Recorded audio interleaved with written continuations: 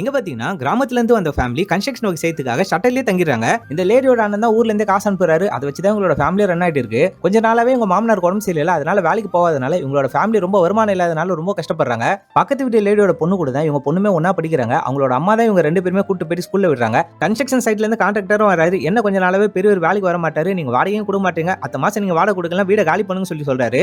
உடம்பு சரியில்லப்பா, அதனால தான் என்னால வேலைக்கு வர முடியல, அத்த மாசம் நான் கண்டிப்பா வாடகை கொடுத்துறேன், என்னால வாடகை கொடுக்க முடியலன்னு வச்சுக்க, நான் காலி பண்ணிட்டு என்னோட ஊருக்கே போயிட்டு விவசாயத்தையே பாக்குறேன்னு சொல்லிட்டு இவங்க ரெண்டு பேருமே சொல்றாங்க. உங்க மருமகளையாச்சும் சித்தாள் வேலைக்கு அனுப்புங்க சொல்லி கேக்குறாங்க. அவளால கல்லுலாம் தூக்க முடியாது பண்றாங்க.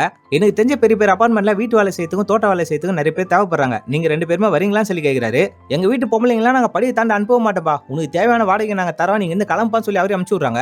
மாமனாரும் மாமியாரும் கிராமத்துக்கே போயலாம் சொல்லி பிளான் பண்றாங்க. ஆனா இவங்களோட பொண்ணோட படிப்பு என்ன ஆகும்னு சொல்லிட்டு இவங்க தான் யோசிக்கிறாங்க.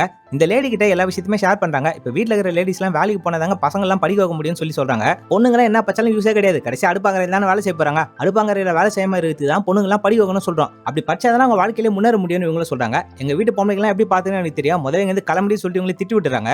நைட்டு ஃபுல்லா யோசிச்சு பாக்குறாங்க. இவங்க ஹஸ்பண்ட் கூட கடைசியா பேசின ஞாபகம் உங்களுக்கு வர ஆரம்பிக்குது. விவசாயத்துல நிறைய நஷ்டமாயிடுச்சு, வாங்கின கடனை எப்படி அடைக்குதுன்னே தெரியல, கண்டிப்பா விவசாயத்தை மட்டும் நம்ம பொண்ணை செய்ய விடவே கூடாது, நல்லா படிக்க வச்சா அவளை பெரிய ஆள் ஆக்கணும்னு சொல்லி இவரும் பேசுறாரு.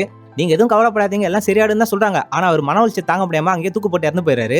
பொண்ணு என்ன மாதிரி மாறவே கூடாது, கண்டிப்பா அவளை படிக்க வச்சு நான் பெரிய ஆள் ஆக்கும்னு சொல்லிட்டு உங்க அம்மாவும் முடிவு பண்றாங்க. மறுநாள் காலையில அவங்க மாமியார் கிட்ட நான் வேலைக்கு போறேன், அப்பதான் என்னோட பொண்ணை படிக்க வைக்க முடியும்னு சொல்றாங்க. இந்த வீட்டை விட்டு நீ வெளியே போனீங்கன்னா அவன் காலை வச்சுன்னு சொல்லி அவங்களும் மிரட்டுறாங்க. மாமனார் தான் இந்த பொண்ணுக்கே சப்போர்ட் பண்றாரு. நம்ம பேத்தியாச்சு படிச்சு நல்லா பெரிய ஆள் ஆகட்டும், நீ வேலைக்கு போமான்னு இவரும் சொல்றாரு. இவங்களை ரொம்ப வருஷமாவே குடும்பன்ற சிறையில அடிமை மாதிரி தான் வச்சிருந்திருப்பாங்க. இவங்க முதல் தடவை அவங்க பொண்ணுக்காக வெளியே வராங்க. அப்படியே இந்த படத்தையும் முடிகிறாங்க.